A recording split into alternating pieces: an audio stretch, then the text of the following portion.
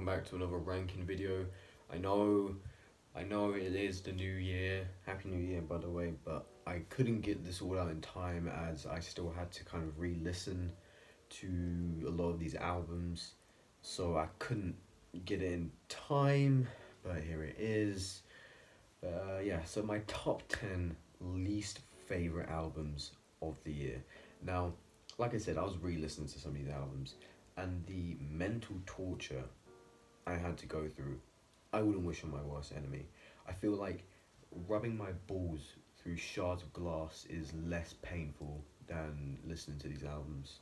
These albums, I hope, are reality checks for these artists, as I hope they do strive better to make, well, anything they make should be better than these albums and mixtapes. But, I want them to make better music so I can at least have a less painful year. But like I said in the last video, I haven't listened to everything. Okay, so if your least favorite album isn't on here, then sorry. I know that kind of sounds weird, but I haven't listened to anything. I know I didn't listen to the French Montana album, which is supposed to be bad, so I guess I missed out on that experience. But anyway, let's just get straight into the top 10. Coming in at number 10, I have Universe 2 by Uno the Activist. God, this thing was so disappointing. The first Universe, which also released this year, was my first ever project I ever heard from Uno the Activist, and it was pretty good. I will probably give it 7 out of 10. And, after listening to that, from then on out, I wanted to be an Uno the Activist appreciator, an Uno the Activist fan, if you will. And I wanted to be excited for any future releases because I looked at his discography, and he releases a lot of projects pretty much every year. So I was thinking there was going to be 4 or 5 projects after the first Universe, which I think there was, to be fair. But yeah, I was waiting patiently for the second Universe.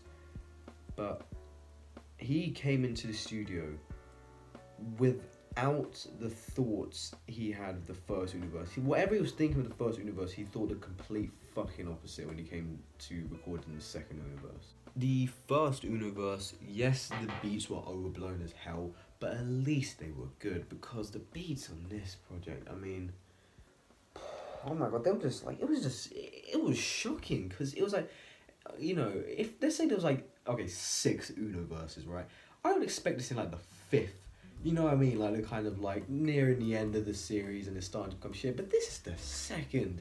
It wasn't even released not long after the first one. But you got songs like On the Moon, Dreams, and Don't Panic, which are just so devoid of entertainment value at the very least. It's just it was a shame, is what it was.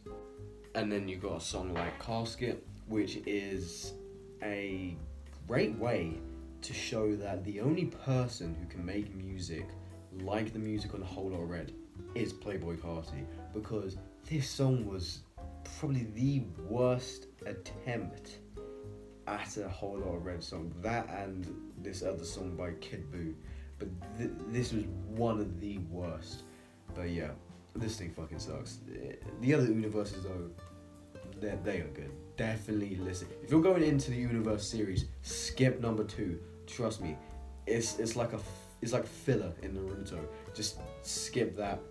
Go to first and third Universe, and you got yourselves 2 pretty good mixtapes. Number 9, I have The Voice of the Heroes by Lil Baby and Lil Durk, which was, again, looking back on it, another album I was disappointed with.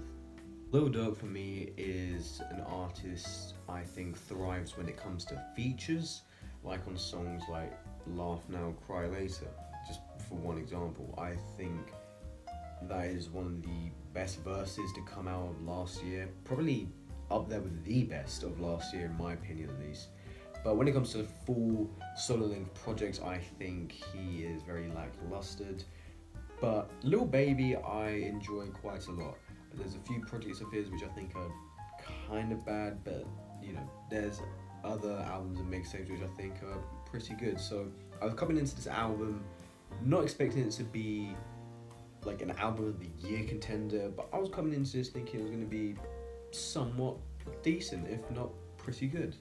But for me, the only good thing I'd probably say about this whole project is the features. I didn't think there was really a single bad feature, if I'm being completely honest. They definitely carried the fuck out of this album, but they sadly didn't do enough to make this album good.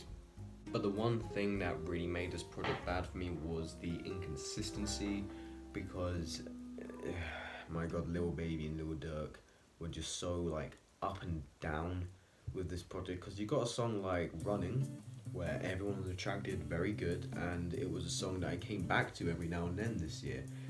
But then you got a song like Who I Want, where Lil Durk has some of the worst melodies and worst singing I've ever seen from him, and a song like Please, where Lil Baby is atrocious, to say the least. And let's not forget how bloated this project was, which is a recurring theme throughout a lot, and I mean a lot, of trap albums this year. And I could forgive all the poor performances on this album if it wasn't for the beats being so bland. Like, it was ridiculous. But anyways, I truly do hope that Lil Baby and Lil Durk can come with, if they do release another mixtape or project together, but if they do, I hope they kind of bring the same energy that they did on the track Every Chance I Get, because if they do, that's a pretty good mixtape that could be made. Number 8, I have Loyal Bros by OTF. Loyal Bros is a various artists album which has some of the most boring songs of this year. Like, my god, is it just so boring, which is shocking when you look at the track list, with artists like Lil Durk, T Grizzly, King Von, and even fucking Lil Uzi, who all pop up sometimes on this album. But through this 23 track long album, I sat there waiting for something good to happen, and that never came. Number 7, a project which, yes, it does hurt to put here, because this artist was one of my favorites of last year, and I was very excited to see what he could create album wise, as I think he has a lot of potential. And this album I'm talking about is Duke Nukem by Doogadoos. His song Crunk Ain't Dead was in my top 5 most listened to songs of last year, and even to this day I still enjoy the song thoroughly. I thought his energy was a nice breath of fresh air in the rap game, and should be a name to look out for in the future. But my god, look, I know I sound like a broken record, but it was just so fucking boring. There were tracks like Kirk and Gangsta Party, which I thought had a lot of good ideas on it, but like I said, it's just the rest of the tracks are just so boring. Like, this project is so below average, it's unbelievable. But look, I still do have hope. I really do believe that Doogadoos can create a good mixtape, if not a good album. But I pray it is nothing like this. Now, number 6 is an album which this truly hurts to put here. Like, I felt so annoyed at how bad this was. Like, I never ever thought it would be this bad. And I'm talking about Visionland by YBN Namir. It brings a tear to my eye whenever I see this album because I waited like 4 years, like almost 4 years for this project to be released. Like, man, I had so much hope for this. Like I saw that it had like a lot of tracks and very little features, but I did not care. Like, I wasn't expecting it to be like a 9 out of 10 or anything like that, but like maybe at least like a 7. But it's not even breaking a 5 out of 10. It's not even scraping a 4 out of 10. Like, oh my god, what is this album? But before this album was made, there were songs like Bounce Out With That and Rubbing Off the Paint by YBN Namir, which are genuinely some of my favourite rap songs of all time.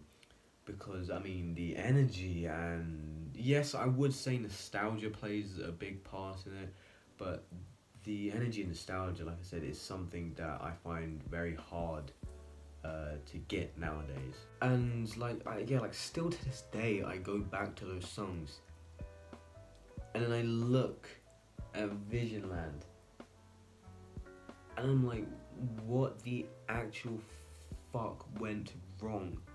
What went wrong? Like, I just don't know how you can go that bad with the quality of your songs. Some of the worst flows and delivery from any song this year come from this album. Like, it's not even that the songs are just boring, it's more annoying than anything because his voice is just so irritating with his like squeakiness. He sounds so prepubescent throughout this whole project. It astounds me.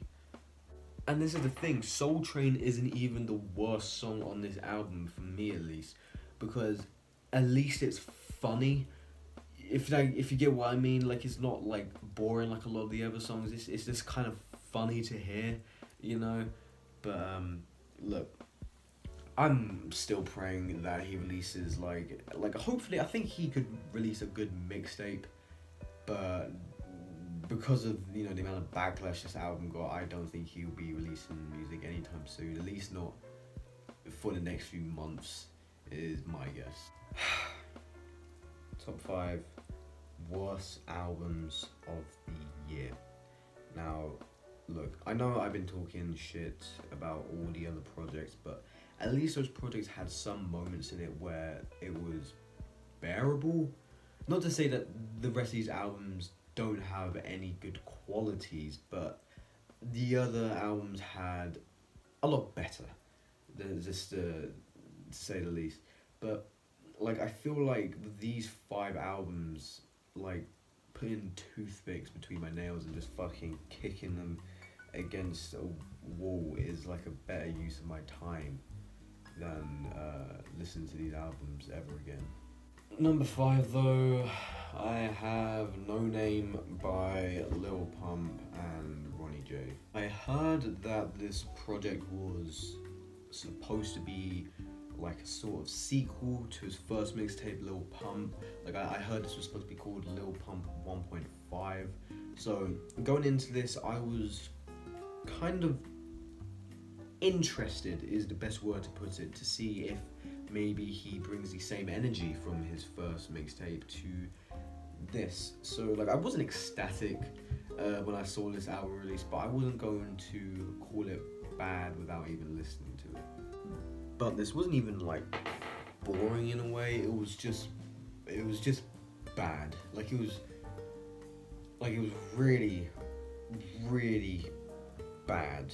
Lil Pump Falling Off was probably one of the biggest showcases of a rapper falling off the past few years, as he went from arguably one of the top rappers in the world, like, let's be honest, like, he genuinely was one of the top rappers in the world, to going to extreme lengths of trying to bring back relevancy to his name by endorsing Donald Trump as a way to stir controversy, to bring back some popularity, which failed horribly.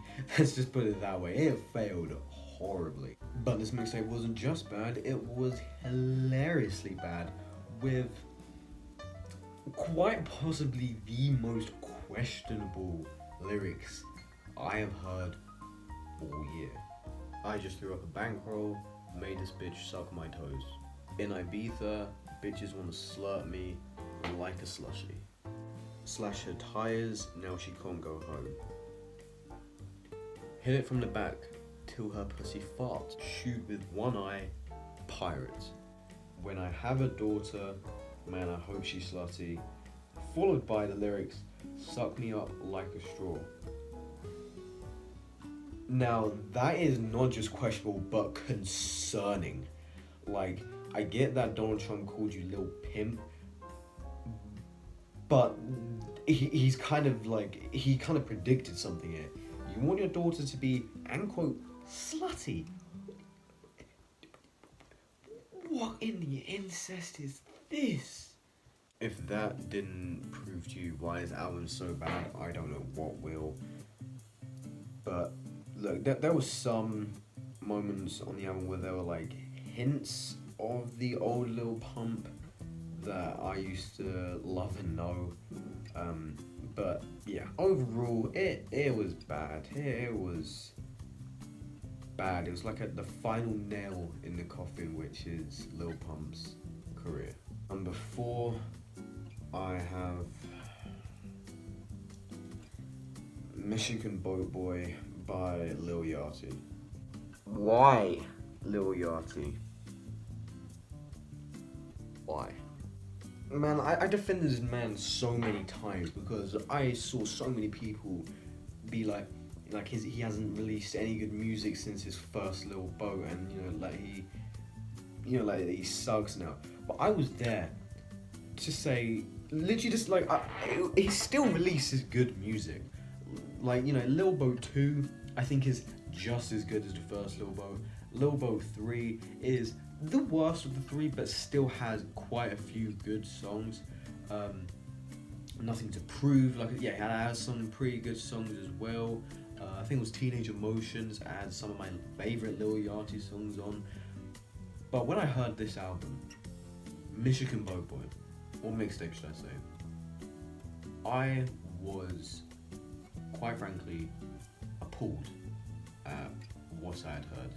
What I thought was the most criminal thing Yachty did on this whole project was how offbeat he was on a lot of the songs. Like, sometimes he just kind of sped up his verse and it just sounded so awkward.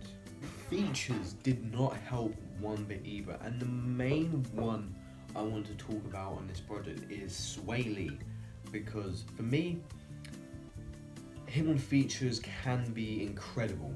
If I'm being truly honest, it can be incredible, like on the song Sunflower, which I think we all know by now.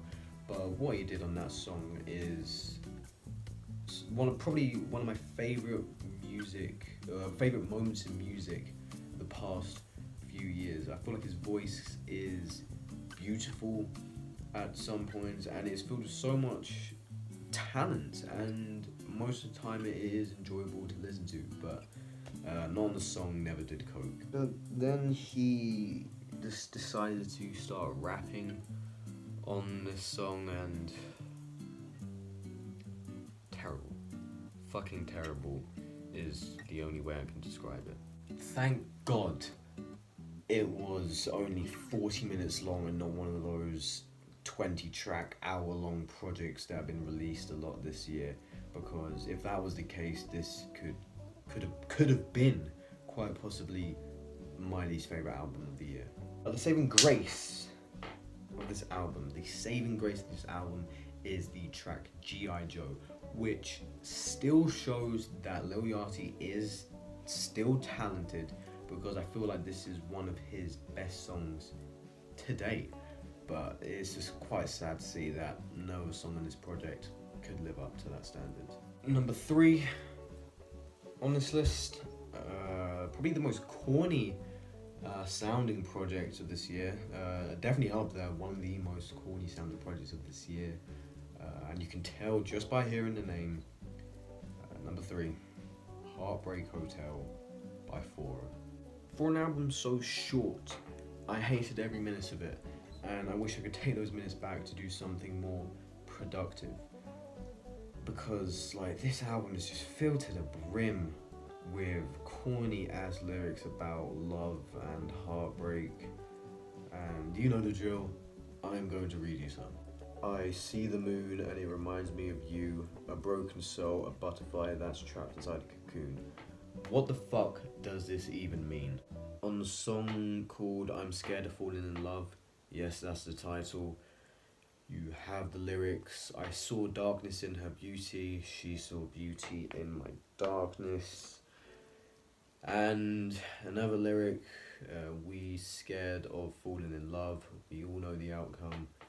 Everybody needs a heart, but some still live without. Another cringy bar on the track Room 427, cause half my family got a drinking problem. Me, I got a thinking problem. This album makes you sad, but not in the way that it intends to. Coming in at number 2. This might surprise some of you, as some of you may have thought this would be my number 1. And you can probably guess what I'm talking about. At number 2, I have Pain Paints Paintings by Dax. This album also has corny bars like in Heartbreak Hotel, except these bars are kind of like on steroids because it's just cringy and awful and bad and terrible and stupid and shit and shit and shit and fuck this album. Fuck this fucking album. I kind of want to buy the vinyl just so I can piss and shit on it and also set it on fire too. Look, I really cannot be asked to explain how much I hate this album one more time, so if you want a more in-depth review, I do already have a review uploaded on my channel. And now, my number 1, my least favourite album of the year, and not just my least favourite album of the year, but quite possibly one of my least favourite albums of all time. And that album I'm talking about is The End of an Era by Iggy Azalea. Wow, this album is awful. It is pretty goddamn awful. Iggy Azalea probably goes through one of the worst genre transitions I've seen from any artist. She goes from already bad pop rap to really shitty like EDM club anthem beats. Like you can, I don't think you can probably picture that Iggy Azalea doing EDM rap, and it's like that every single fucking track. If it wasn't for the track Brazil, this would probably be a 0 out of 10. But thankfully that song was actually pretty good.